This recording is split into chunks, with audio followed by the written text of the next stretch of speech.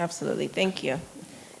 Sometimes when we come to these forums, some people feel like we cater more, or whatever we talk about caters more to bigger organizations and all of that.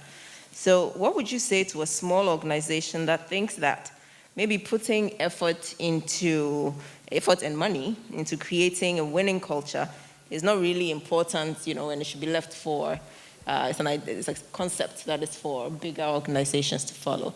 What do you think? So sometimes we look at culture as some highfalutin. And James, I would like you to answer that as well. Something up there, something big. Culture is simply the beliefs and the values, the everyday things we do, what gets rewarded, what gets sanctioned.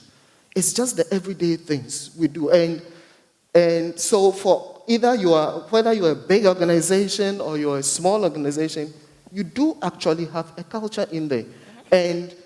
And you could also look at it from the point of view of you intentionally create it or it's created. It's created, yeah. Whichever way, there is no organization, big, small, foreign, local, that doesn't have a culture. And it can be defined. And some of them are the unspoken actions that you can look at, and some of them are the written ones. Most often are not, it's the unspoken ones. Yeah. James? Yeah, to add to that, I think, especially with SMEs, the companies will just go and copy values and come and put it there. Paste it in their rooms. So the written one is there. The practice is different from the written. So the unwritten one is actually practice. So when you get there, they will tell, hey, Charlie, if you do this one, they will kill. But that is what is written. Right. So I also read a magazine, I think Gliss magazine.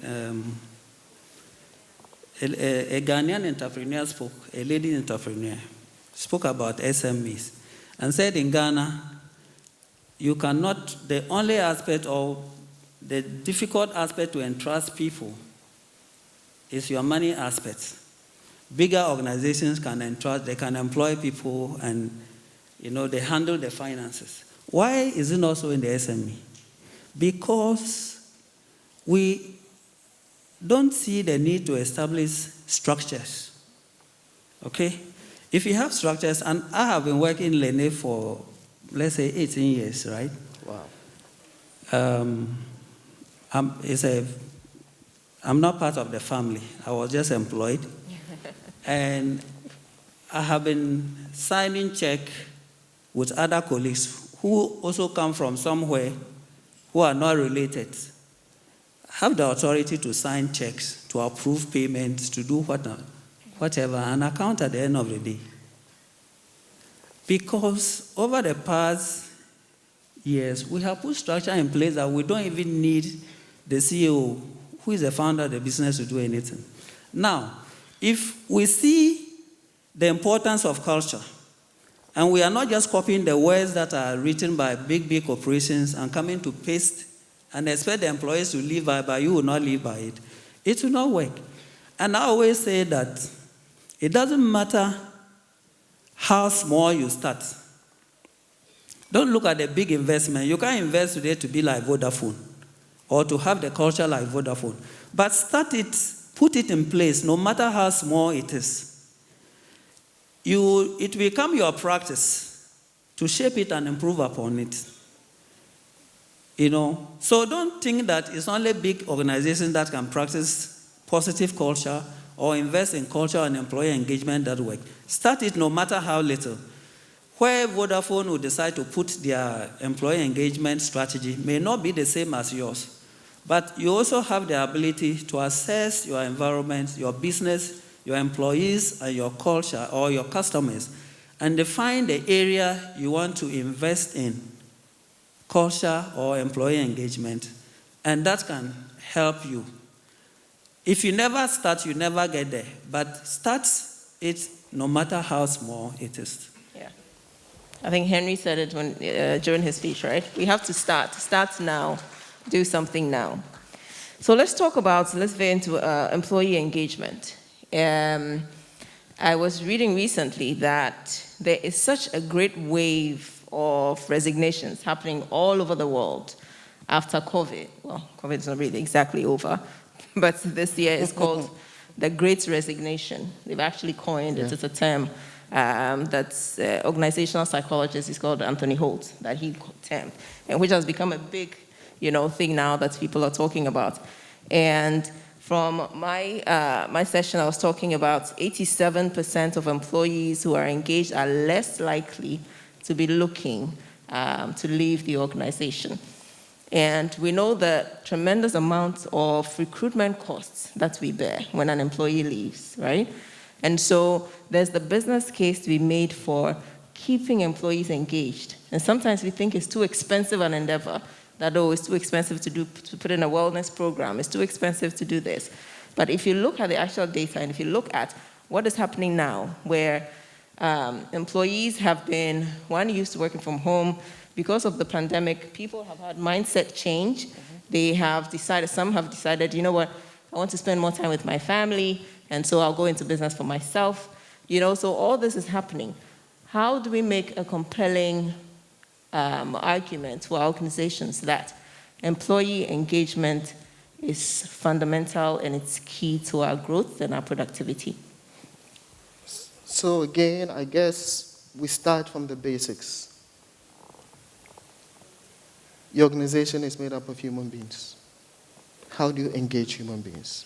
This is the first time we are having close to 5 different generations, and Henry talked about the generational demographics that we have at the workplace. It is for us as HR colleagues, trained, experienced practitioners, who I keep saying that HR people are crystal ballers, because you have to be strategic. You have to be able to envision what is coming in 3 years, in 4 years, in 5 years. What kind of activities can you put in place to ensure you retain your colleagues? Bottom line, what kind of activities do you need to put in place in your organization to make sure the human beings in the organization are happy and are engaged? Okay. And so sometimes we think about, again, very high, big things. But a simple thing like, okay, this is the week where most of us have been working from home, so you do a random call across to colleagues. How are you doing? Send it around to all colleagues. Okay, you, on this day, you call this person, find out how this person is doing. You, on this day, find out how this person, just ask of their well-being. It's the simple little things. It's not the big, expensive interventions. You are having training sessions online, discussing things that do not even matter directly to the workplace, but indirectly do matter. So you know that a lot of your colleagues are working from home. How do they manage stress? You have a 30-minute session on stress management. You have a 30-minute session on brain health. You have, a 1-hour session on aerobics, and it's all virtual. That won't cost you. And so I think we've gotten to the point where we're getting into the high brain, but I want us to come to the low brain. Calm down. It is the little things that matter. The how are you? Are you okay? You are on admission at the hospital. Yeah. Oh, you've been discharged. Oh, you have a baby now. Congratulations. This is a small pack for you. 100 cedis. Do you think a mother or a woman that gives birth and the organization presents a basket of fruits, 50 cedis, what do you think will be the effect on retention of that woman in the organization compared to the 50 cedis? That person will be forever grateful to the organization. Colleagues, it's the little things, not the big things. Yep. You're absolutely right on that. James? Yeah. To add to that,